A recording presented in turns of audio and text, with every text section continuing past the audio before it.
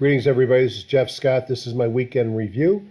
I'm doing this on Saturday night, 6:48 p.m. So any tweets that happen after this from President Trump must be taken into account that they're not included in this review. Will Friday's short squeeze lead to a new rally, or was that just a bear trap? I'm going to put my money to be nimble, but I'm concerned about the latter. This is for education purposes only, and a recommendation is for education, not investment advice. I'm a doctor, not a broker. I'm independent. I pay for all the tools that I use, and trading involves risk, and you alone are solely responsible. I have a lot of influences that are here. I'm going to move quickly. If you have questions, you can always stop it and look yourself. I use a lot of programs, but what I really need is TradeStation, Thinkorswim, and the number of indicator sets that I use, and then HGSI and EdgeRater. And then I have other programs that support it. Superior Profit is both an other program with their Q, Edge products, and Vital, but there are also some indicator sets for TradeStation. I do these to help support highgrowthstock.com, although I do not have any financial interest or get anything when people subscribe. There is a free 30-day trial, and if you go under investing strategies, you can see hundreds of movies by Ron Brown and myself. Stock patterns are cyclical. It certainly felt on Thursday and early Friday that we were on our way down pretty much the whole week. And then we had this kick up on Friday afternoon. It would be interesting to see whether that is the start of something new or just a head fake. Because of the uncertainty, I have raised cash. I have smaller positions, less positions. I sold some premium, and then my biggest position is Amazon. And I wrote it down last year, and it was painful until it came back up, and then it was happy land. And I've got some protection on Amazon. When I say I wrote it down, is I stayed long the stock. I've long since 450, so I have a lot of profits in it. And what I do is I sell calls. Occasionally, we even buy puts, sell puts when it's going up, so I can protect my position as I go. Friday sector, you can see it was a lot of green. Healthcare had some red. Discretionary had some red. But this really isn't a fair representation, because if you look at the week, you can see, let's just go into Thinkorswim.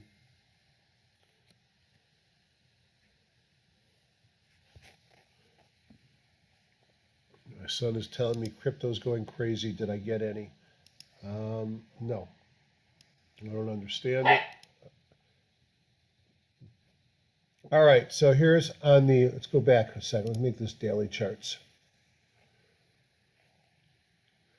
I think it's really a tale of two worlds, and a lot of stocks did fine last week. We want to just go to this one, which is right here. But a lot got clobbered. If we look at the daily charts, you can see, let me open this up so we can see more of it. On the E-minis, a run up from the lows of December, hit the highs about 2 weeks ago. This was a double top, and there are many people, including myself, that believe you should sell double tops. And maybe it's no coincidence that the market had bad news from Trump and it sold off hard. So we sat here on last Friday, and we had a really good day, and it almost felt like this market wanted to go higher. And then, boom, we got a tweet on Sunday. The market sold off, and you can see a small bounce on Saturday. Notice that the E-minis traded down to the 50-day moving average. Now look at the NASDAQ futures. I could say the exact same thing. Traded down to the 50 and bounced on Thursday and Friday. The Dow futures, they got hammered harder, and they actually dropped almost down to the 200-day moving average. These look like bottoming tails, and if I had to predict, I would think it's a bounce. But I don't know about this market. It's a little bit more difficult to predict. And if we look at the Russell, similarly to the Dow, it has pulled back into the 200 now, albeit it had a lesser distance to go to get down there. Sorry for the dog crying in the background. He wants treats, and I'm busy. The VIX spiked here up to 20.5, but it came back down Friday with the rally. Not quite as low as where it's been. And then the dollar has fallen with this trade war talk. Now, let me go back and look at the weeklies real quick. We'll go back in here. I think that's what I wanted. What I saw in the weeklies, just to reiterate that on the NASDAQ and the E-minis, it doesn't look like that much of a pullback yet. It's about 4%, but it's a little bit deeper on the Dow and the Russell. Not a whole lot more to say here. Looking at the dailies, you can see that the last couple of days the market has sold off. If you look at the weeklies, we are still in a buy signal except on the NYSE and the Dow futures. On the monthlies, we're in a buy signal, and here's your double tops. We haven't gotten there on the Russell. The Dow got close. Rates eased on trade war fears. You can see the 10-year yield and the 30-year yield came down some. You can't see it well, but that also means that the distance between the 2 and the 10 actually narrowed a little bit, but it's still above the zero line. So we're moved a little bit closer towards a yield inversion, but not yet. AD lines have pulled back some with price. You can see it better here, the NYSE. Here's the major market ETFs all giving up some.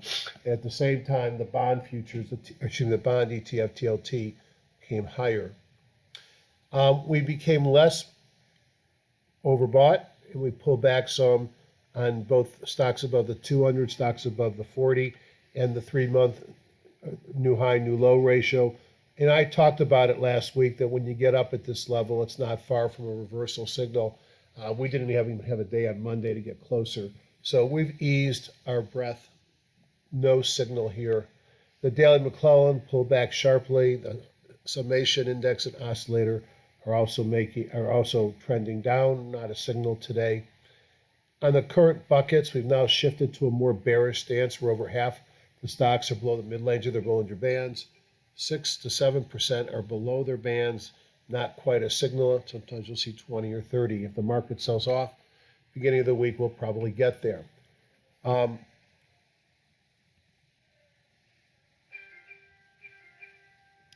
is Hindenburg, Omen, NASDAQ, and the NYSE. No signals here. These are great indicators of severe market sell-offs, but you have to get pretty much close to old highs, which we did, before you worry about them. So we'll be paying attention to that and see if we get any additional signals. Market tone, a series of kahunas on Monday, shifted the market from a intermediate mixed bullish stance to a very bearish stance. And we saw discretionary industrials, technology turn red as the sectors clearly weakened as well. Canaries in the coal mine, the big stocks, interestingly, they pulled into some support here with a 200 and the 50 come together, gave us a long-legged doji. We'll see which way it goes. They've been sick for a while. Unfortunately, I got Tesla in here and Netflix, which are underperforming. Bookings had a great day on Friday. Amazon, weak in the last couple of days, but had a big run off of earnings and Warren Buffett's purchase. My index that I put together on March 3rd to signal when the top was in, interestingly, is still performing. It went sideways on the week. In fact, sold off very little and still looks like it's primed to go higher. Know your news and earnings. Last week, the news, although there wasn't much of it, what was there was negative towards the markets. We got some jobless claims, Philadelphia Fed summary. We got some Baker Hughes report. We got some industrial production, retail sales on Wednesday. There's some Fed heads speaking throughout the week. All that could be moving as we're going to want to hear more and more about whether they do a rate cut if the tariffs get worse. And then there's still a lot of earnings, a lot of technology names here. And as what I say in the lower right-hand corner, it's a judgment call to hold stocks over earnings. It's bad judgment to not know when your stock's earnings date is scheduled. If you're a TradeStation user, there's a free indicator from the guru that actually puts those right in front of you. Market thoughts, the Trump Sunday night tweets doomed the market as China trade fears increased. He's already saber rattling again, finding more items to put tariffs on. Despite the impressive short squeeze rally on Friday, markets had a difficult week with the major indices down 2 to 3%. Even the Uber IPO could not fight the tape and dropped 7.6% on Friday. This week should be interesting as we see if Friday was a one-day rally and the double top scenario drives the markets lower, but probably pays to be nimble. News flow still will be critical, whether it's China, the Mueller Report, economic data. This was a difficult market to play. I've sat on some cash. I have a collar on my Amazon. I'll be nimble. Be careful of a head fake by the market. Go through my usual top-down review, and now on to the charts.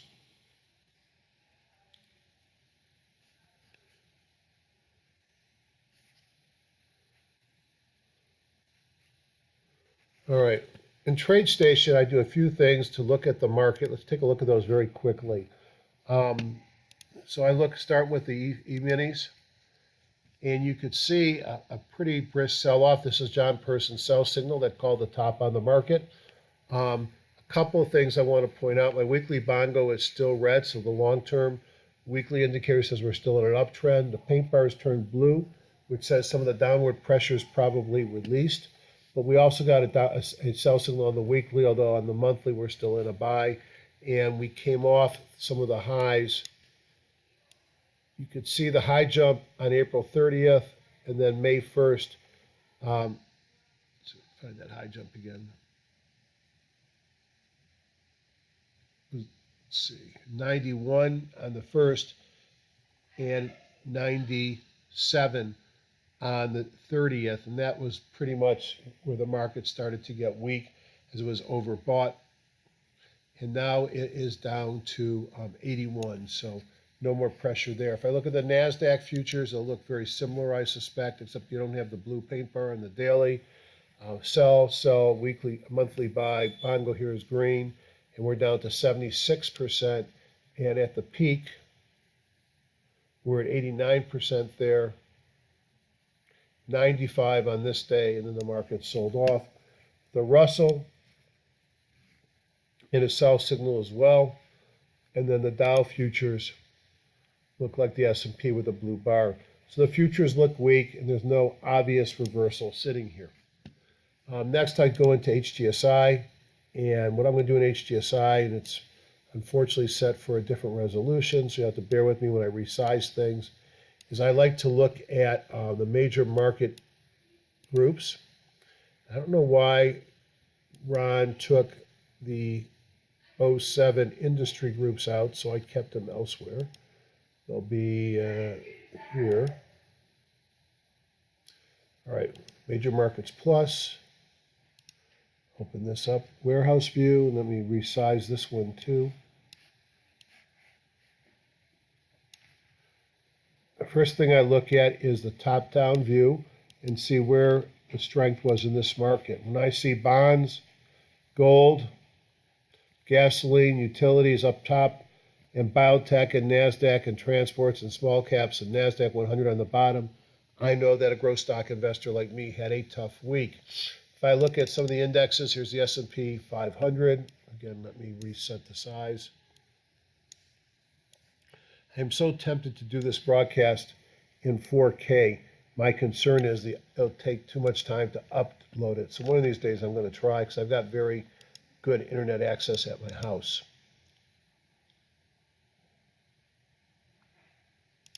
All right, so this is the S&P 500. As you can see, it sliced through its chandelier stop on Wednesday and ran right down into the 50-day moving average.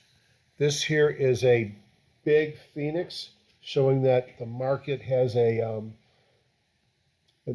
sell signal on the market. Kahuna to the downside. My signal is a sell signal. So the bad news is we've got a very bearish looking picture down here in the lower right-hand corner. The good news is we stopped at the 50-day moving average. If that can hold, we'll go back and test new highs. But I'm going to be watching for that 50 to see whether it can hold or not. If I go over and look at the Dow, this is what I think is likely going to happen is it knifed through its 50 on Wednesday, flipped through its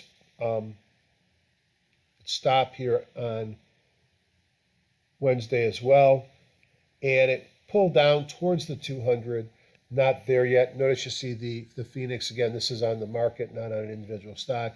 and the daily and weekly bongos have turned red on this. Just to go back very quickly on the S&P, I think there's the weekly is still green, the daily has turned red, and notice there's no Hindenburgs here. If I go down and I look at the NASDAQ, this is also strong this week, although not on Friday as much. Also sitting right here above its chandelier stop, but sitting right on the 50. And lastly, the Russell 2000 using the IWM futures. Looks like the Dow, well, not like the Dow, but it's like the Dow. It's sitting here on not just the 50, but the 200-day moving average. So markets don't look nearly as healthy, and the S&P and the NASDAQ look better. The dollar sold off some on the weakness, had some weakness related to the discussions about the Chinese tariffs and the potential for a weakening economy. The VIX, as I mentioned, spiked. You can see it very well here. Didn't get to where it got in December by any means, and it's already on its way down. It'll be interesting to see if it can get all the way back here. And then lastly, gold and silver. The dollar was weak. They probably came up. And they came up a tad. They still got to get above their chandelier stops. Their weekly bongos are still red, which means they're still bearish in formation.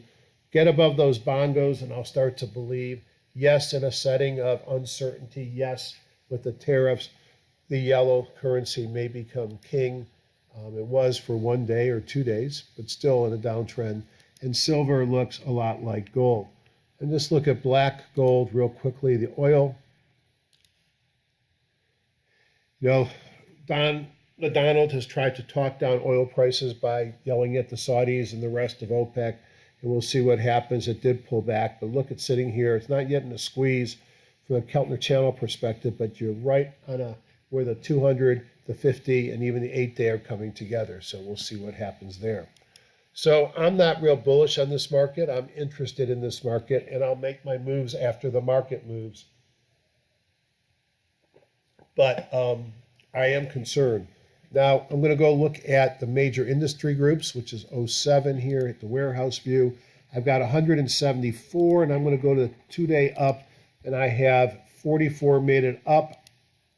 And on the 2-day down, I've got only 6. So that strength on Friday was so strong that I moved a lot of groups out of the short-term down. Now, if I look at the 5-day down, it's a bigger number. It's still 53. So there's a lot of groups that we like. Semiconductors, e-commerce, communications, internet application, generic semis. These are high growth stock groups that on a 5-day period of time are down, are hurting, and that's why my account took a hit this week, and yours may have as well. It's also why God created stops. If we look at the short term, 44 stocks were up. And if I look at the 5-day, it was only 30. So there was a big shift over the last day or two with some stocks and groups picking up to make the list. I am testing out this thing here that says JAS trend. And what I do is I'm requiring there to be a lot of positive new buy signals on the various components. So it gives me a little bit different list. But let's just take a look at this and see if we can't find any stocks. Change to the groups, and let's go down here because there's a couple here that I like. This is specialty pharma. Until the world changes within specialty pharma, apparently will also be things like the marijuana stocks. Guardant Health should be in the same group as Illumina in that they're a molecular testing company for precision care in cancer. I was actually there, met with the CEO on other matters on Friday. It's a great company. The CEO and the founders are scientists. They're able to do a molecular profile on blood, not requiring a tissue sample. They had a high closed doji after earnings and gapped up above their 50. My signal came positive. Up here, you have a Bible gap up, a squeeze, a mobile breakout. You had a kahuna. What else is there to like? They don't have much in the way of earnings yet. It's a recent IPO, new company. I like it. I think the'll be a leader in the long run. Kronos, Afria and Kronos both look the same. These are marijuana stocks that are beaten down. Tilray, also a marijuana stock beaten down. Bygene is a Chinese biotech specialty pharma stock. Had some good news on, I believe, a leukemia drug. And you could see it had a pocket pivot, a kahuna in my buy signal. If it wasn't in a downtrend, I would be buying the stock. I'd like to see it not be in a downtrend first, and it keeps failing up here. So it's going to have to get above this line as well, but it's close. The other one I wanted to look at here's Afria. And Afria, like Kronos, like Tilray, is beaten up. And you could see it had a buy signal come in on Friday. So this is one that I might play, although playing pot stocks here is not without risk, and they haven't really been performing. This is what you want to see. I actually am long this stock. I've been long since here. This is Axosome. This is a stock that it's a specialty pharma stock. I have no idea what they do. Why did I get long this? Because it had a base. I had my buy signal here, but more importantly on this day, I had a kahuna mobile breakout from a squeeze all occurring. That's even a high close doji, and it's had a run from 10 up to 20 in less than 2 months. I'm still long, although I paired my longs as we go. And look at how much demand versus supply. People are buying this. I bought it from the chart pattern. That's kind of what drives me to do things. REITs made it. These pay a dividend. So we can see 61% of REITs are positive on my buy signal. 70 new buys on Friday, 9 new sells. This one had a weekly high close doji, and it's one I like a lot. Why? Because we got a huge uptrend, sideways move, pull back to the 50. I've got a kahuna and a mobile breakout from a squeeze, and a weekly bond goes positive, good earnings per share growth, and pays a small dividend. I like American Tower. You'll see it on my buy watch list. Crown Castle, you're also going to see for the same story, pull back to the 50. My signal's firing, good earnings per share growth, 3.5%. Public Storage, little loose here. I didn't put it on my buy list, but I could have. Here's a bottom fisher. I'd always want to know why it gapped down here. Huge earnings per share growth coming in compared to the multiple. Who believes this dividend? I don't. But it's an interesting pattern, but I think there's too many questions there. Welltower is a healthcare REIT.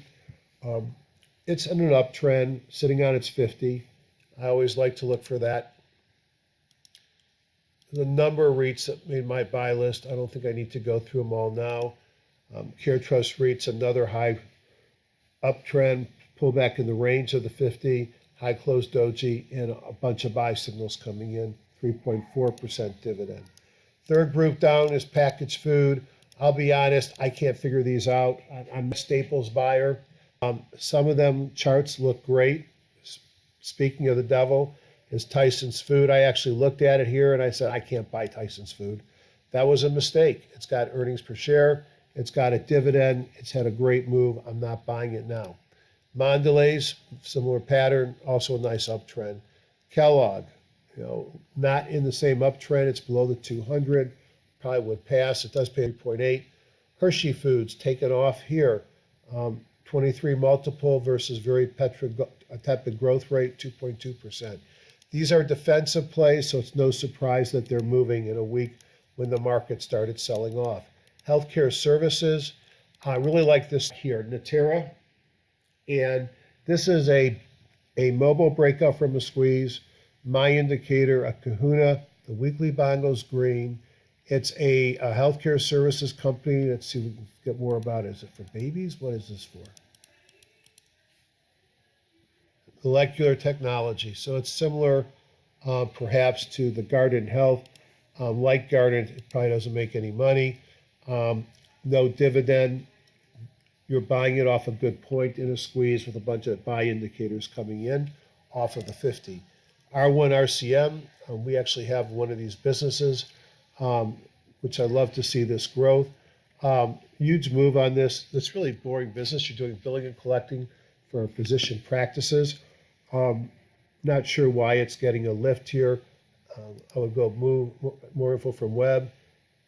I don't think they were being bought. Maybe they are. And want to see that.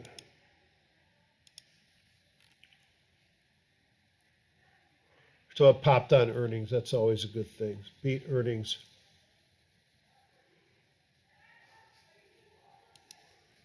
So I put it on my buy watch list because of the signals, but it's probably run away a little bit farther than I would like to chase.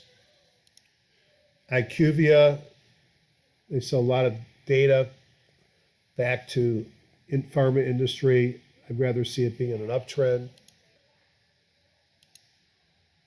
Is there anything here that I liked? Nope. Notice in this group, 55% positive, 4 out of 5 on Friday. Biotech, just a little background. This is the world that I work in. Most people know that. The onc in my MD onc emails is oncologist. I switched from, this is the way I want to do it. Switch this a little bit here. I switched from practice to the world of healthcare services. I've had a number of healthcare companies over the last couple of years that I've been fortunate enough to participate with. And I work with a lot of the biotech companies. Because of that, I usually buy LABU and LABD because several of them I have I can't talk about them and I can't buy them. So what I tell you here is just generalities. One generality that you need to know is that many of these companies' hype and movement are based upon their oncology or cancer portfolio. When you buy a utility or you buy a car manufacturer, you know that they have quarterly earnings. Maybe there's an important auto show where they might announce something new. So you're not going to get a whole lot of surprises. When you buy a pharma or biotech company, not only do they have earnings, they've got government risk because of Medicare for All talk, but they also have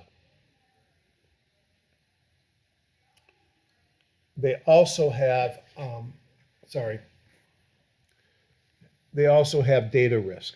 And in oncology, what happens on May 15th, the abstracts for the American Society of Clinical Oncology meeting will come out. On June 1st through 5th, the data will be discussed in Chicago. A lot of companies will move on the abstracts, and many of them will move up and then sell off after the meeting. So expect there to be a lot of activity in this group. So let me just talk about some. Arkel, don't know what they do. I don't even know if they're in oncology. They probably are. Everybody else is. Small molecule cancer therapeutics.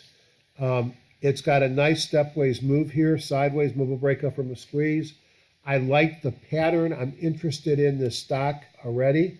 And again, all the things I said about the cancer meetings should be considered. And notice most of these stocks have no revenue or earnings. Cell-Sci, also a cancer company. Something's going on here. I took a flyer on this. I probably will add to my position. It was a flag and pullback, and you're running right back up. It had a weekly high close doji. It doesn't make money. There's something going on with this stock. And you can see that most of biotech stocks have a sell, but they had 18 to 13 buys come in on Friday. Celgene has good earnings, but they're being bought by BMS. Innovia, sort of a bottom dweller. Spark is being bought. That's sort of a key here. A lot of these stocks, when they get something interesting, they get bought. Unicure, I love the pattern, pull back to the 50. Everything is green, in a squeeze, lots of momentum coming in, high close doji. I'd probably consider buying it here. I just don't know what they do and why, again, no revenue, no earnings. So they're a pre-market. Let's look up here. Orphan metabolic disease. All right, that's even better than cancer because you would not believe what they can charge when they get a drug approved in that setting. Arrowhead, nice sideways pattern, a bunch of momentum indicators, great earnings per share growth. They're starting to make revenue. Now, I don't know anything about this company. That makes me think they got a drug on the market. Intractable diseases, RNA. Don't know where they're getting their revenue from. I suspect they're licensing technology or molecules to other companies. But they got a lot of earnings coming in over the next couple of quarters. That will probably make this stock wake up. Do your research. I'm just looking at chart patterns.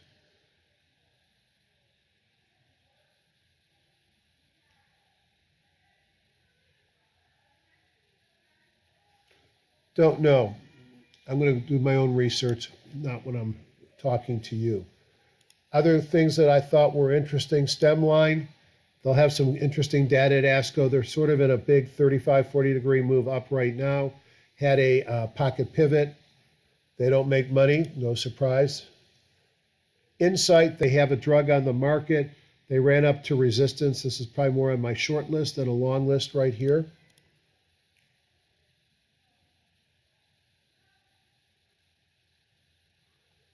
And we'll probably come back to some of these as we go on.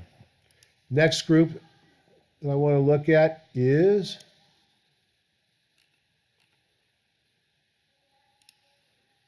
exploration and production. Diamondback had a good week, was up 7%, didn't do much on Friday. Must have been on earnings. I'm pretty sure it was on earnings. It's not a bad way to have a good week, by the way. Earnings on the 8th. There are no great patterns here. I'll just tell you right now, below the 200, Concho looks the same. EOG looks the same. Conoco looks worse. EQT, the same. DCP, the same. Apache, worse. So I don't know how to tell you which one of these to buy. Here's Carrizo. I've heard some good things about this one, but it's really doing nothing. It's going sideways. Cimarex, sideways. Parsley. Cabot was the one that came to my mind. Great earnings per share growth coming in compared to the multiple, pays a small dividend, and it's about to break above the 50 and it's above the 200. Hard to buy things that are in downtrends. I'm not a big utility fan, but you got to look at some of these charts. You want to know where the best charts are? Sempra, uptrend, sideways, breakout. This is my favorite pattern. Do I buy utility with this pattern? I don't know, but boy, is it a good looking chart pattern. Consolidated Edison, similar. PPL, not so much. Southwest Gas looks pretty good. American Waterworks. This one I'm interested in. Big move up sideways and a breakout here. Everything's green, Mobo breakout, My Signal, pocket pivot in a Kahuna. So there's something going on in utilities. If I look at XLU,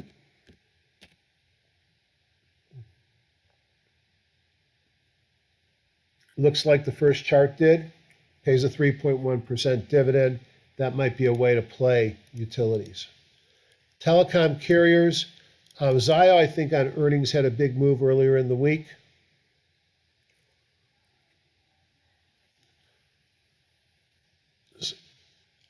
I'm still carrying some AT&T, and I'll probably add to it. I like to buy it on dips. High close doji. Why do I buy it? It's not a growth stock. It's not an HGSI stock. I don't think I'm going to go rich, but I'm retiring soon. I like 6.6% dividends. And unless it has a deep drawdown, this is about where drawdowns end. I like AT&T. I've liked it for weeks, months, and I like that 6% dividend. Again, not a growth stock. If you like AT&T, you might like Verizon. That's an option, a little bit less dividend. And here's one I scratched my head on. Maybe if somebody knows the story, you can send me an email. Vodafone, it says here a 9.3% dividend. It's been in a long-term downtrend. When I look at their dividend payouts, I'm not sure it's going to be able to keep that up. So I'm going to pass on this, but I like 9.3% dividends, I have to admit. IT services, some great moves here, not to buy today. Team, you can see this happens to great stocks on earnings. It gaps down, gives you new buying opportunity, goes to new highs.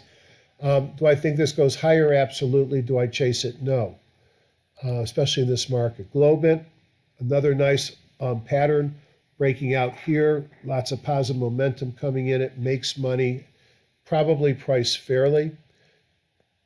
Booz Allen, these are great patterns. They're just not where I usually buy my stocks at. Veritone, too far down for me to be interested. And then lastly, banks. So these are regional banks, and kind of like utilities, all going to look the same. It's kind of sideways pattern, sideways, sideways, sideways, sideways, sideways. So if you're going to buy one, you can also go and buy the ETF, KRE, which pays a 2-point-something dividend, 2.0, and has the same pattern, so you don't have name and news risk. Looking down the list here, finance, life insurance, PC insurance, mortgage finance. If I take away and just look at the standard 2-day up, what's different? Midstream oil and gas makes it here. And what's driving this was, these pay some big dividends, but Buckeye's being taken out. So you'll see the traditional takeout pattern. And I'm not talking taking out from McDonald's. Well, you'll see it in a couple of days because it got bought out on Friday. I don't chase those. I did like Cheniere. Why do I like Cheniere? I look at the earnings per share coming into this chart, and I've got 2 kahunas in a row, pocket pivots, and all the other momentum, and a weekly high close doji. Anything else I wanted to point out here? That's about it. So I've shown you a lot of stocks. I also did my usual look at 600 or 700 stocks from a bottoms up. And let's take a look at some of the things that I found. Now, last week I had a shorting list. That shorting list outperformed. Big shocker there. I have one of those too for this week. So let's look at.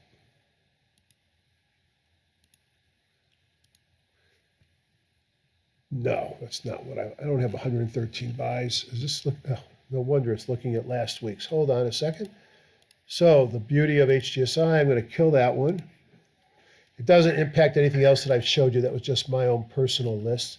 And then I'm going to import group.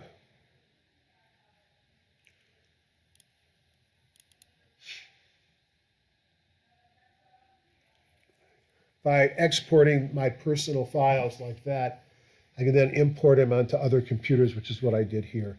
So I'm letting this run very quickly. I'll probably kill it when it gets into the, there we go, perfect. So let's look at my buy watch list. It's a lot smaller this week. 70, still pretty big. Let's just take a look at that real quick. So on buy, okay. Quinn Street, when I see a stock make a acquisition and move up, I get interested. So let's give us some more data here.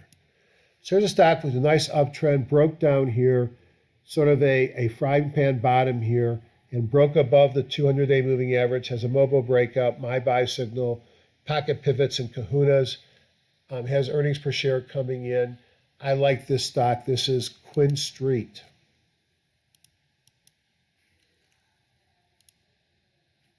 Arconic aircraft and parts. This thing has been breaking out here. I liked it more last week, but had a strong week despite a market sell-off. Look at the earnings per share growth versus the multiple.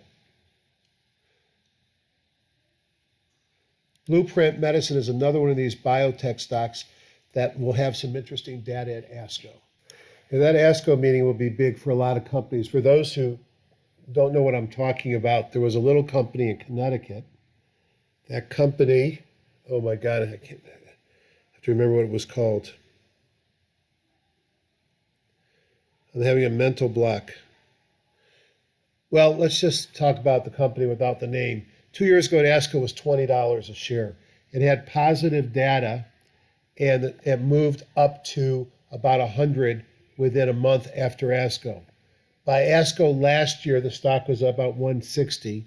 And then before the end of last year, the stock got bought by Lilly for $225, $230 a share, without having a drug that they owned or marketed on the market. They had a co-promote with Bayer on one of their early products. So these stocks can go crazy on positive data. I can't believe I'm having that mental block. Oh well, they no longer exist. So I like this sell SI. Again, this is another one we looked at before. What a great pattern on the way up. I think it goes higher. Just be careful with this one because, you know, it's extended, it's doubled in a month. My guess is it gets a lot more doubled before it's done. Moderna is another name that you may see at ASCO. They have a new class of drugs. It's an IPO. It's a little early to be buying, I'm sure, but it's pulled back to the 50, which has been a place that it's been supported on the last couple of times. So I was interested there as well. Looked at our one. Funko, I own this stock. This is a stock that had earnings come out that were a win. Then it took a day for it to move, and then it broke out on Friday, Mobile Breakout, Pocket Pivot, Kahuna. It's been in a Jeffrey buy for a couple of days. So that's another one that I may be adding to. As you can see here on the right, there's a bunch of REITs. Some I showed you, and I'll be looking at those. Some renewable energy. Solar Edge looks interesting. It had a Bible gap up. Now it's forming a little bit of a triangle or a flag. I'd probably wait for it to break out above the top of the flag. So to me, it's pretty simple. I'd rather be long this, not short it. I've got this right here. This right here. If it breaks above this, I'd probably go long. If it doesn't, I'm not going to buy it until it does. SunPower, an old name. Big move up, sideways, pull back to the 50 at a breakout on Friday, like this one as well. Here's my Guardant, American Water Works. A lot of stocks there. You know, as Northrop Grumman telling me that the military back in vogue. You know, it's been bouncing around here on the 200. It actually moved up the most it has in a long time. You got higher highs, higher lows. And so to me, it's now in an uptrend. That looked interesting as well. On the short side, these were some of the ones that I was most interested to the downside, especially in if this market rolls over. I look at these with a lot of different programs. Yes, this was a better short down here, but a break below the 50. You know, this is a pretty big drop down to the 200-day moving average. And it had both weekly and daily low close dojis. Ubiquity Networks. Ugh. Now this is a bingo, so usually when you see them, you have to worry that your downtrend is almost over, but it still has a long way down to this 200. Baidu. This stock's been in a world of hurt. Hold on a second, I can fix this. Still at $153.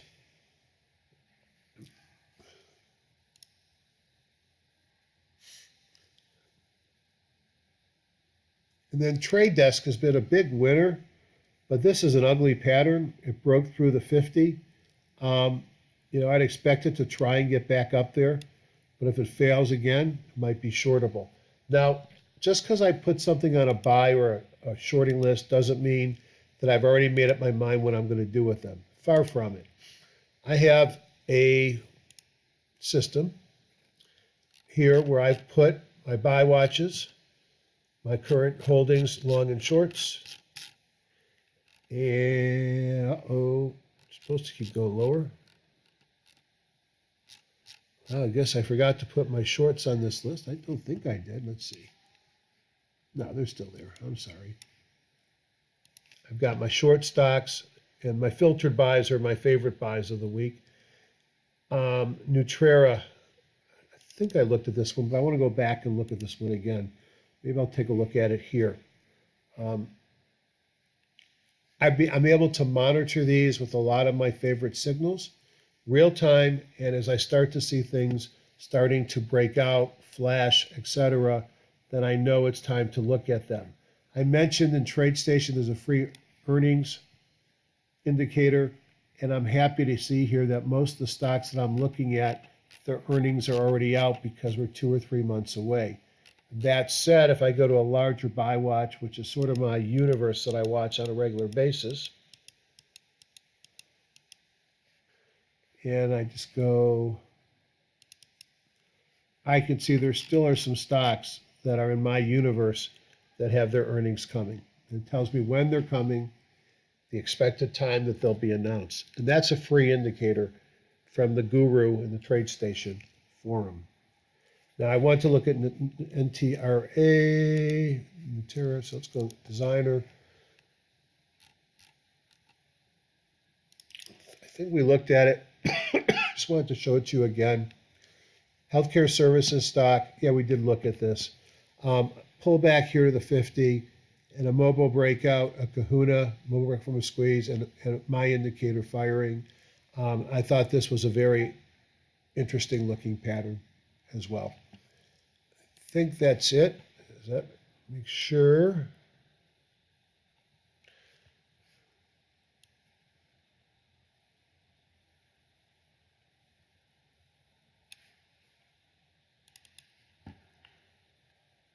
Yeah.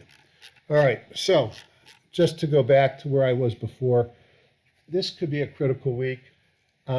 First moves are not always the right move. We had a nice short squeeze rally on Friday and made the week feel a lot less bad. The major indices were still down 2 to 3%. We're in May. Enough said about that. I think we have risk of going down some more. So be careful and just keep your money ready to go in once the market tells you which way to go. Have a great week and goodbye.